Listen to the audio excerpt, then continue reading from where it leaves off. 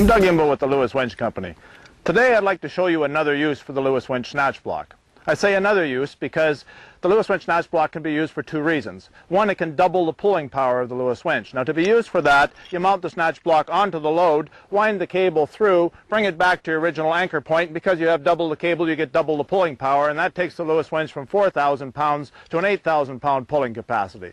But today we're going to use it for pulling around corners. We've got a big 2,000 pound log that's over here, and we've got a very narrow corridor here that we want to pull it through up to our anchor point, which is on the back of my pickup truck. So we've got this handy tree that happens to be just in the right spot. So what I've done is I've taken a Lewis Winch tree saver belt and I've wrapped it around the tree, which is a good idea because if you use a cable or use chains, you're going to damage the bark and you're going to kill the tree. We don't want that to happen. So now that I've got the tree saver belt in place, and I've also got a belt wrapped around my log, all we have to do is mount the Snatch Block onto this tree via the tree saver belt, run our Lewis Winch cable through, and then over to our log. When we've got that accomplished, then we can fire up our chainsaw, pull the log over to this point, then we can disconnect it from the tree and do a straight pull back as far as we want to go by moving the anchor point, which is the pickup truck in this case. So the Lewis Winch Snatch Block has a handy little swivel pin on it, so it's easy to open it up. And once that pin is pulled out, no tools required, you open up two sections. Now the first section is where you want the cable to go. So what we've done, we've already run our cable out to this point, so that goes to the Snatch Block and we close that part up.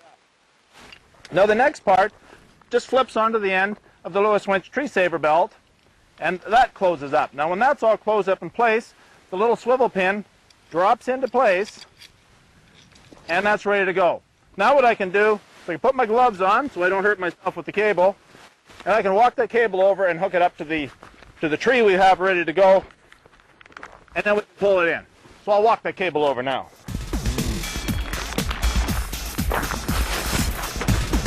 Now I've got a tree saver belt already wrapped around our log, so I can just hook the cable on like that, and we're ready to start our pull.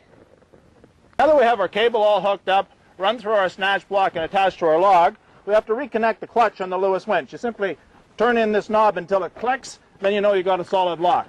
Now we can fire up the saw and take up the slack in the cable first. When the slack's all up, we can open up the saw and pull it in. On with the switch. Okay, we're going to take up the slack.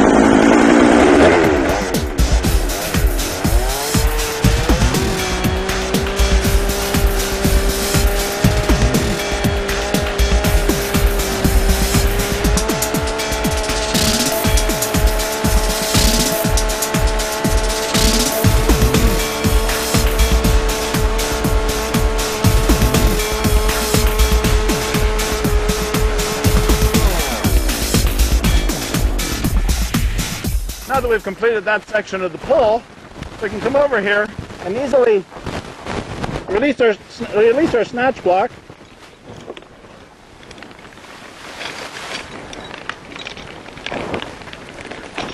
And once that's been taken off, we're already still connected to our log, so we can go start up the saw again and finish our pull.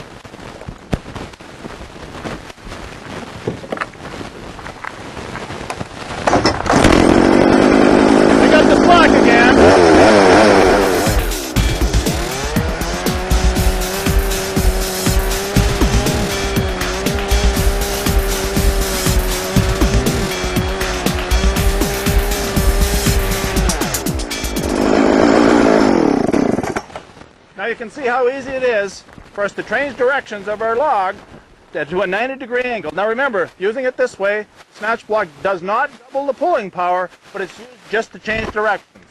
That's how the Lewis Winch does that.